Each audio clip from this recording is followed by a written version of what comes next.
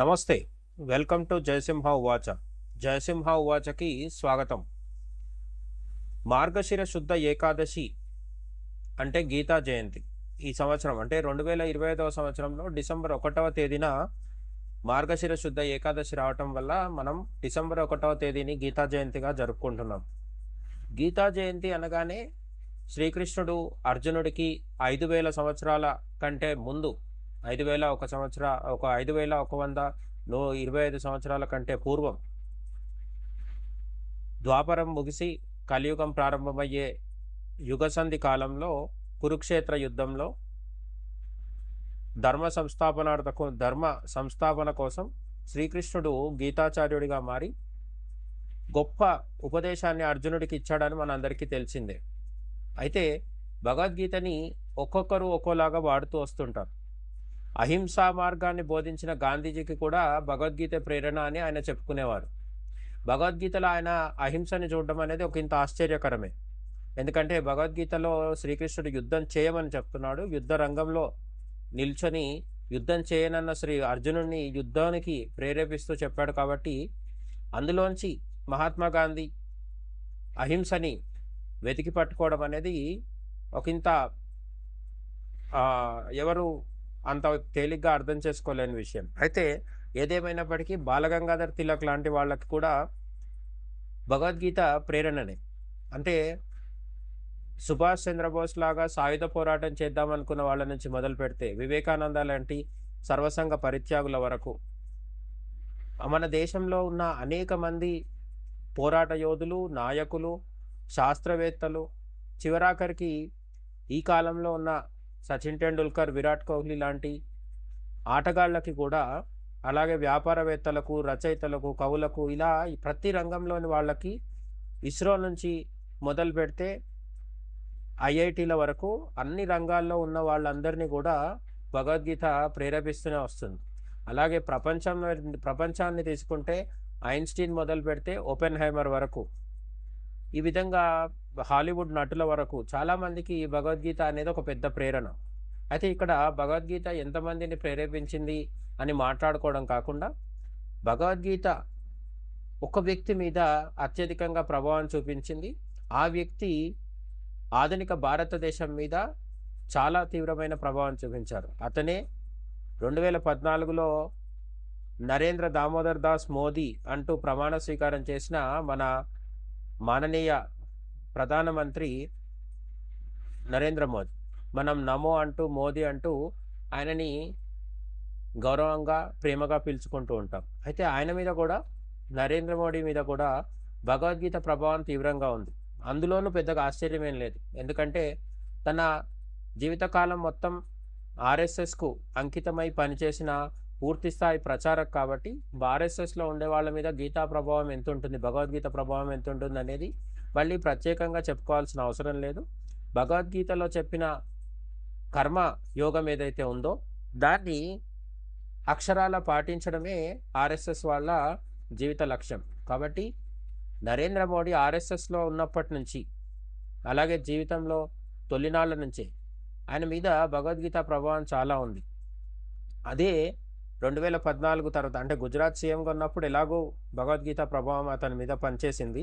కానీ నమో 2014 తర్వాత భారత ప్రధానిగా తన ప్రయాణం మొదలుపెట్టి, ఈ మధ్య ఉడిపిలో అక్కడున్న మధ్వ స్వామీజీ పీఠాధిపతి ఎవరైతే ఉన్నారో, ఉడిపి పీఠాధిపతి, ఆయన కూడా స్వయంగా చెప్పింది ఏంటంటే భారత భాగ్య విధాత అని అనడం జరిగింది సంస్కృత ఉపన్యాసంలో.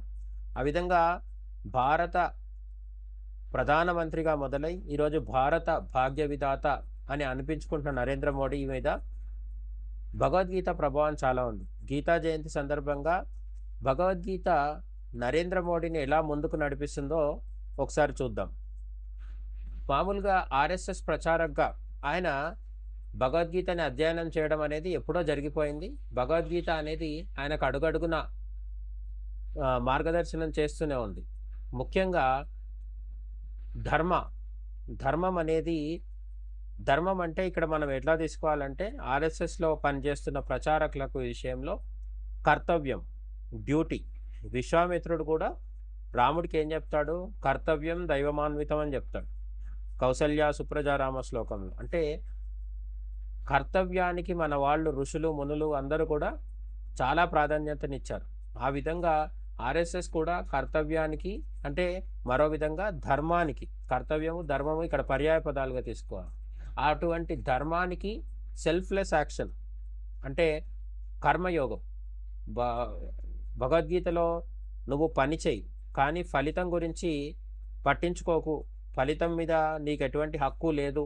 నువ్వు పని చేస్తూ వెళ్ళిపోవడం మాత్రమే నీ బాధ్యత అని, నీ కర్తవ్యం అని చెప్పేసి భగవద్గీతలో శ్రీకృష్ణుడు చెప్తాడు కదా! దాన్ని తూచా తప్పకుండా పాటిస్తూ ఆర్ఎస్ఎస్ ప్రచారకగా తన జీవనం కొనసాగించారు. గుజరాత్ ముఖ్యమంత్రి అయ్యేంత వరకు కూడా మన నరేంద్ర మోడీ. అయితే ఇది భగవద్గీత ప్రభావం మోడీ మీదే కాదు, మనం మాట్లాడుకున్నట్టుగా చాలా మంది మీద కూడా ఉంటుంది. కానీ దురదృష్టవశాత్తు సెక్యులర్ అనే పేరు చెప్పుకొని సెక్యులర్ రాజకీయాలు చేస్తూ మైనారిటీస్‌ని తుష్టీకరణ చేసే నాయకులు ఎవరు కూడా భగవద్గీత ప్రభావం లోలోన వాళ్ళలో ఉన్నా కూడా రూమ్‌లో డోర్లు పెట్టేసుకొని భగవద్గీత చదువుతూ యోగా చేసిన వాళ్ళు కూడా బయటికొచ్చి మాత్రం చెప్పే పరిస్థితి ఉండేది కాదు. నరేంద్ర మోడీ దానికి పూర్తిగా భిన్నం. ఆయన చాలా సార్లు బాహాటంగా బహిరంగ వేదికల్లో శ్రీకృష్ణుడి ప్రభావం, భగవద్గీత ప్రభావం తన మీద ఎంతగా ఉందనేది చెప్తూనే వస్తున్నారు. అదెక్కడా కూడా రహస్యంగా దాచిపెట్టలేదన్నమాట.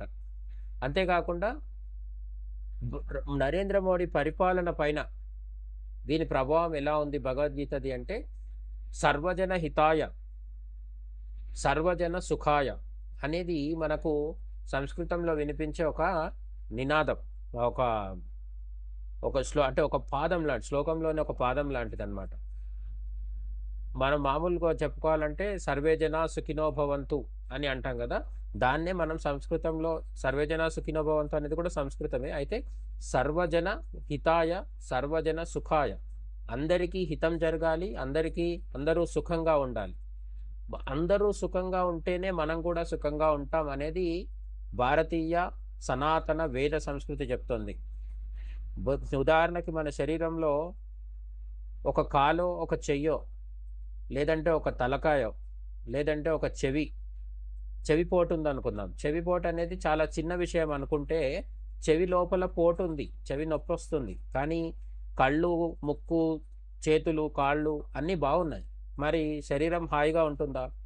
కాబట్టి చెవి నొప్పి వచ్చినా, లేదంటే జలుబొచ్చినా, దగ్గుతూ ఉన్నా, లేదంటే కాలు నొప్పున్నా, చెయ్యి నొప్పున్నా, తల నొప్పున్నా, లేదంటే లోపల నుంచి కడుపులో నొప్పున్నా, ఒక అవయవం పాడైనా, ఒక అవయవం సరిగ్గా పనిచేయకున్నా, ఒక అవయవం క్షోభకి గురైనా మిగతా శరీరం అంతా ఇబ్బంది పడ్డట్టు అందరూ బాగుంటేనే మనం కూడా బాగుంటాం. ఏ ఒక్కరు ఇబ్బంది పడుతున్నా సరే సమాజంలో కానీ, దేశంలో కానీ మొత్తం వసుదైవ కుటుంబకం అంటాం కదా మనం. కాబట్టి మొత్తం ప్రపంచంలో ఎవరు ఇబ్బంది పడ్డా మనం కూడా సుఖంగా ఉండలేమనేది మన హైందవ సంస్కృతి, సనాతన సంస్కృతిలో సారాంశం. అందుకని మనం సర్వే జనా సుఖినో భవంతు అంటాం. మోడీకి కూడా భగవద్గీత ద్వారా అందిన సందేశము, ఆయన జీవితంలో ఆకళింపు చేసుకున్నది ఏంటంటే సర్వజన హితాయ, సర్వజన సుఖాయ అనేది. దాని ఆధారంగానే ఆయుష్మాన్ భారత్ లాంటి గొప్ప పథకాలని ప్రవేశపెట్టగలిగానని నరేంద్ర మోడీ గతంలో చెప్పడం జరిగిందనమాట. ఆయుష్మాన్ భారత్ ద్వారా కొన్ని కోట్ల మంది ప్రజలకి ఆరోగ్య సేవలు అందుతున్నాయి. ఈ మన దేశంలో ఉన్న అందరికీ ఆరోగ్య సమస్యలు తీరిపోయాయని నేను చెప్పట్లేదు. కానీ కొన్ని కోట్ల మంది నరేంద్ర మోడీ ప్రవేశపెట్టిన ఆయుష్మాన్ భారత్ ద్వారా ప్రతిరోజు కూడా హాస్పిటల్ నుంచి నవ్వుతూ బయటకు వచ్చి ఆరోగ్యకరమైన జీవితాల్ని గడుపుతున్నారు. ప్రాణగండాల నుంచి, ఐసీయూల నుంచి సురక్షితంగా బయటపడుతున్నారు. దీనికి వెనుక భగవద్గీత బోధించిన సర్వజన హితాయ, సర్వజన సుఖాయ అనేది మోడీకి ప్రేరణ అని ఆయనే స్వయంగా చెప్పడం జరిగింది. ఆ తర్వాత సబ్కా సాత్ సబ్కా వికాస్ అనేది కూడా నరేంద్ర మోడీ ఎంత సీరియస్గా తీసుకొని అమలు చేస్తున్నారనే విషయం మనకు తెలిసిందే కదా.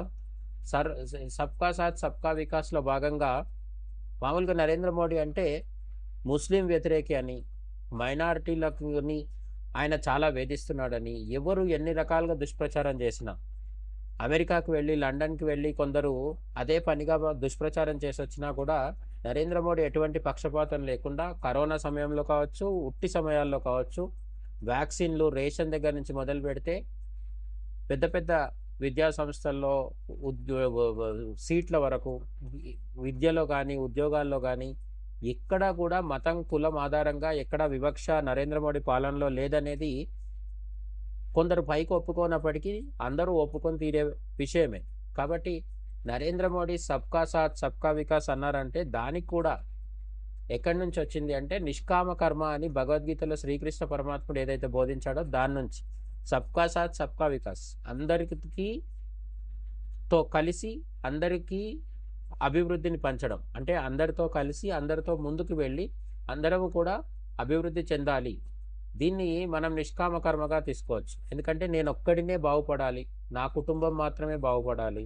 నా పిల్లలే ఎమ్మెల్యేలు, ఎంపీలు, ప్రధానమంత్రులు, ముఖ్యమంత్రులు అవ్వాలి అనే కాన్సెప్టు మనకు చాలా పార్టీల్లో కనిపిస్తూ ఉంటది. పార్టీ నాయకుల కుటుంబాల్లో కనిపిస్తూ ఉంటది. నరేంద్ర మోడీ అటువంటివి ఏం చేయట్లేదు. పూర్తిగా దేశం, ధర్మం కోసం అంకితమయ్యి, దేశ ప్రజల కోసం భారతదేశాన్ని ప్రపంచ పటంలో ఒక అగ్రస్థానంలో నిలపడం కోసం ఆయన కృషి చేస్తున్నారు. ఈ నిస్వార్థ, నిష్కామ కర్మకి కూడా భగవద్గీతే కారణమని ఆయన అనేక సందర్భాల్లో చెప్పడం జరిగిందనమాట. ఇక ఇంకొక ప్రధానమైనది ఏంటంటే, ఈ మధ్య ఆపరేషన్ సింధూర్ జరిగింది. ఆ తర్వాత ఆపరేషన్ అంటే ఆపరేషన్ సింధూర్ టైంలో పాకిస్తాన్‌కి మనం బలవంగా బుద్ధి చెప్పడం జరిగింది. అంతర్గత రాజకీయాల్లో భాగంగా ఎవరు ఏ విధంగా విమర్శించినప్పటికీ, గతంలో కంటే పాకిస్తాన్ విపరీతంగా భారతదేశాన్ని చూసి భయపడుతుందనేదైతే నిజం. ఈ ఈ మార్పు రావడానికి కారణం ఏంటంటే, మోడీ వచ్చిన తర్వాత మనం తీసుకొచ్చిన మార్పు. మోడీస్ డాక్ట్రిన్ అని ఇంగ్లీష్‌లో మనం అందరం చెప్పుకుంటున్నాం గదా! మోడీస్ డాక్ట్రిన్ అంటే ఏంటి? దెబ్బకు దెబ్బతీస్తాం అనేది మనం పదే పదే చెప్తూ వస్తున్నాం. అయితే దీనికి కూడా భగవద్గీతే కారణం. భగవద్గీతలో నిష్కామ కర్మ చేయమని, సమాజ సేవ చేయమని అన్నీ శ్రీకృష్ణుడు చెప్పినప్పటికీ, ప్రధానంగా ఏం చెప్పాడంటే, అర్జునుడికి "నువ్వు వెళ్లి యుద్ధం చెయ్యి, గాండివాన్ని పైకెత్తు, ఒక చేతగాని వాడిలాగా ఉండకు." సాంఖ్యయోగంలో తన 700 శ్లోకాల సుదీర్ఘమైన బోధని మొదలుపెట్టేటప్పుడు మొట్టమొదట్లోనే శ్రీకృష్ణుడు ఏం చెప్తాడంటే, ఒక చేతగాని వాడిలాగా, దద్దమ్మలాగా ఏడుస్తూ కూర్చోకు. గాండివాన్ని ఎక్కుపెట్టి యుద్ధం చెయ్యి. గెలిస్తే రాజ్యం వస్తుంది, ఓడిపోతే వీరస్వర్గం వస్తుంది అని ధైర్యాన్ని, వీరత్వాన్ని బోధిస్తాడు శ్రీకృష్ణుడు. అటువంటి భగవద్గీత ప్రేరణతో తన జీవితాన్ని మలుచుకుంటూ వచ్చిన నరేంద్ర మోడీ దేశానికి సంబంధించి ఏ విధంగా శత్రువులతో డీల్ చేయాలి అనే విషయంలో కూడా భగవద్గీతనే ప్రేరణగా తీసుకోవడం జరిగింది. దానికి ఉదాహరణ ఆపరేషన్ సింధూర్ కావచ్చు, సర్జికల్ స్ట్రైక్స్ కావచ్చు, బాలాకోట్ దాడులు కావచ్చు. ఇవన్నీ దేశానికి వ్యతిరేకంగా పనిచేసే అందరితో కూడా మోడీ సర్కార్ ఏ విధంగా డీల్ చేస్తుందనేది మనకు గత 11 ఏళ్లుగా తెలిసిందే. తాజాగా వామపక్ష తీవ్రవాదం మీద కూడా ఉక్కుపాదం మోపి పేదలు, దేశ ప్రజలు, సామాన్యులతో ఎంత సౌమ్యంగా ఉంటుందో మోదీ ప్రభుత్వం, దేశానికి చేటు చేసే అంతర్గత, బహిర్గత బహిరంగ బయట నుంచి, వెలుపల నుంచి చేటు చేసే శత్రువులతో అంతే కఠినంగా కూడా ఉంటుందనేది మనకు తెలిసిన విషయమే అన్నమాట. దీనికి కూడా భగవద్గీతలో శ్రీకృష్ణుడు చెప్పిన గీతా సారాంశమే నరేంద్ర మోడీ తీసుకునే నిర్ణయాల వెనుక ఉంటుందని ఎవరో కాదు, స్వయంగా నరేంద్ర మోడీనే చెప్పడం జరిగింది. అత్యంత తాజాగా ఉడుపిలో జరిగిన 1,00,000 మంది చేసిన గీతా పారాయణలో పురుషోత్తమ యోగాన్ని స్వయంగా నరేంద్ర మోడీ కూడా పఠించడం జరిగింది. అద్భుతంగా అక్కడున్న స్వామీజీతో కలిసి, సామాన్య భక్తులతో కలిసి మోడీజీ గీతా శ్లోకాలని పఠించడం జరిగింది. బహిరంగ వేదిక మీద భగవద్గీత పఠనం చేసిన మొట్టమొదటి భారత ప్రధానిగా నరేంద్ర మోడీని చెప్పుకోవచ్చు. ఒక సగర్వ హిందువుగా, సగర్వ భారతీయుడిగా 5,000 సంవత్సరాల పురాతన వారసత్వం కలిగిన, స్వయంగా శ్రీకృష్ణ భగవానుడి నోటి నుంచి వెలువడిన భగవద్గీతని ప్రపంచం ముందు ఉచ్చరించి భగవద్గీత యొక్క ప్రాశస్త్యాన్ని ఆధునిక కాలంలో నరేంద్ర మోడీ పెంచడమే కాకుండా తన మీద భగవద్గీత ప్రభావం ఎంతుందో కూడా ఆయన అందరి ముందు నిరూపించి చూపించాడనమాట. అక్కడే ఉడిపిలో నరేంద్ర మోడీ చెప్పింది ఏంటంటే, యుద్ధం అంటూ వస్తే అంటే యుద్ధం అంటూ వస్తే శత్రువులకు తగిన బుద్ధి చెప్తాము, ఎంత మాత్రం వెనుకడుగు వేసేది లేదు అనే విషయాన్ని భారతదేశం ఇప్పుడు అఫీషియల్ స్టాండ్గా పెట్టుకుంది. ఈ అఫీషియల్ స్టాండ్ వెనుక కూడా నరేంద్ర మోడీ మీద ఉన్న భగవద్గీత ప్రభావం ఏదైతుందో అదే ప్రధాన కారణంగా మనం చెప్పుకోవాలి. ఈ విషయాన్ని ఆయన చెప్పారనమాట.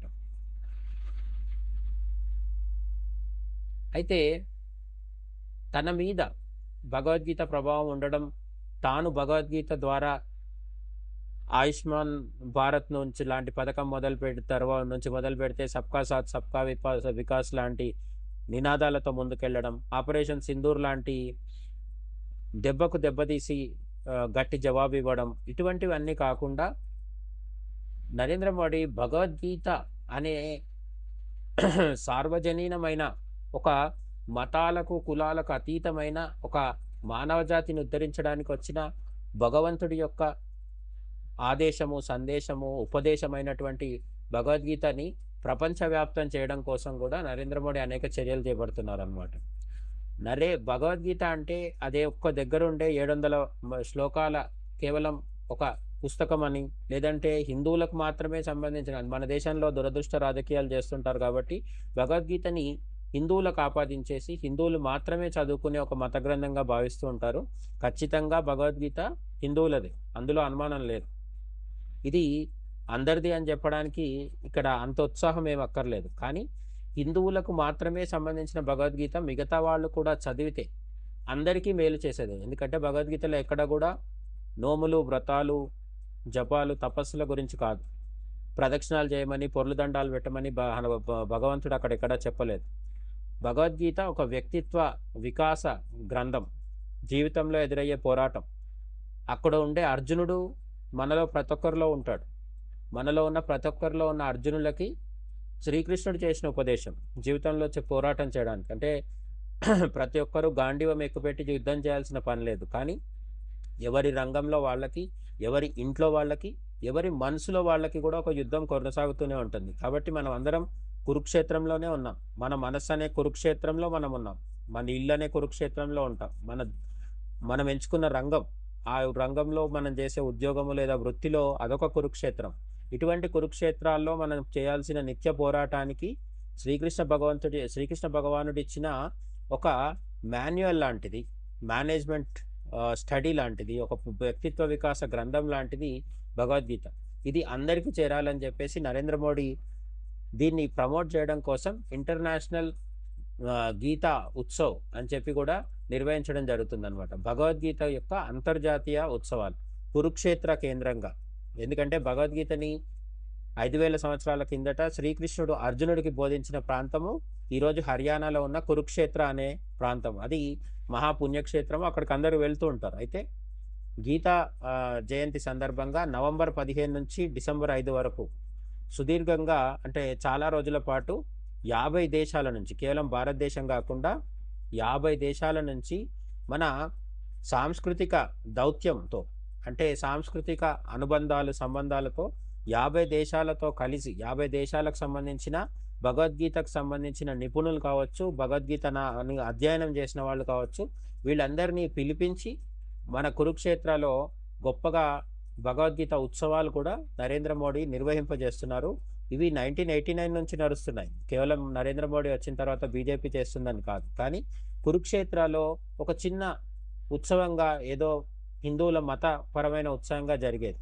కానీ 2016 నుంచి అటు జయశంకర్ కావచ్చు, ఇటు మోడీ కావచ్చు, మోడీ నేతృత్వంలో మన విదేశాంగ శాఖ మంత్రి జయశంకర్ దీన్ని ఒక దౌత్యపరమైన కార్యక్రమంగా కూడా నిర్వహిస్తూ భగవద్గీతని ఒక సాఫ్ట్ పవర్గా చాలా దేశాల్లో ఉపయోగిస్తున్నారు. ఇది ఇప్పుడు ఎంత దాకా వెళ్ళిందంటే, హిందువుల యొక్క మత గ్రంథం అని మన భారతదేశంలో దుష్ప్రచారం చేసే ఏ భగవద్గీత అవుతుందో అది ఈ సంవత్సరం తొలిసారి ఇస్లాంకి పుట్టినిల్లు లాంటి సౌదీ అరేబియాలో మొట్టమొదటిసారి అక్కడ కూడా భగవద్గీత పారాయణాలు చేయడానికి ఏర్పాట్లు జరిగాయి. సౌదీ అరేబియాకి కూడా భగవద్గీత శ్లోకాలు చేరిపోయాయి. సౌదీ అరేబియాలో కూడా భగవద్గీత శ్లోకాలు మారుమోగుతున్నాయి. అట్లనే యూరోప్‌లో ఉన్న లాట్వియా లాంటి కంట్రీలో కూడా ఈసారి మొట్టమొదటిసారి భగవద్గీత మార్మోగేలాగా ఇటు మోడీ, అటు జయశంకర్ వీళ్ళిద్దరూ కలిసి విశ్వవ్యాప్తం చేస్తున్నారనమాట. ఇది మనము చాలా గర్వించాల్సిన విషయం, సంతోషించాల్సిన విషయం. ఇక విమర్శకులు చాలా చెప్తుంటారు. నరేంద్ర మోడీ ఏకపక్షంగా ఉంటాడని, హిందువుల వైపే ఉంటాడని, ముస్లింల వ్యతిరేకని, మైనారిటీలకు ఆళ్ళు నష్టపోతున్నారని, ఏదో కొంపలు అంటుకుపోతున్నాయి, మునిగిపోతున్నాయని చెప్తూ ఉంటారు. వాళ్ళందరి ముచ్చట్లు ఎట్లా ఉన్నా సరే, మోడీ తన పని తాను చేసుకుంటూ రాజమార్గంలో వెళ్తున్న ఏనుగులాగా తన పని తాను చేసుకుంటూ వెళ్తుంటారు.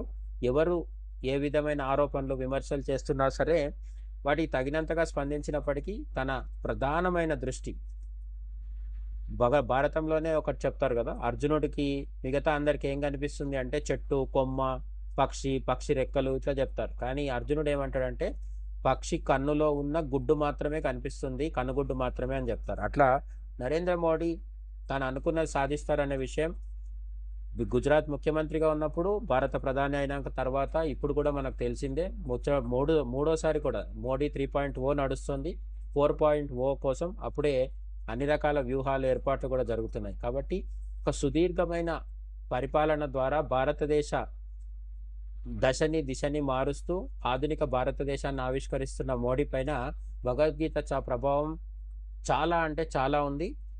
అటువంటి భగవద్గీతని మనమందరం కూడా అధ్యయనం చేసి దాన్ని ఒక మత గ్రంథంగా కాకుండా మన అభిమతాల్ని మార్చే ఒక అద్భుత గ్రంథంగా భావించి జగదాచార్యుడైన జగద్గురువైన శ్రీకృష్ణుడి పాదపద్మాలకు నమస్కరించి అర్జునుడి చేత ఏ విధంగా అయితే ధర్మబద్ధమైన యుద్ధాన్ని విజయవంతంగా చేయించాడో మన చేత కూడా మనం ఏ కురుక్షేత్రంలో ఉన్నామో ఆ కురుక్షేత్ర యుద్ధాన్ని విజయవంతంగా శ్రీకృష్ణుడు మన చేత చేయించాలని కోరుకుందాం.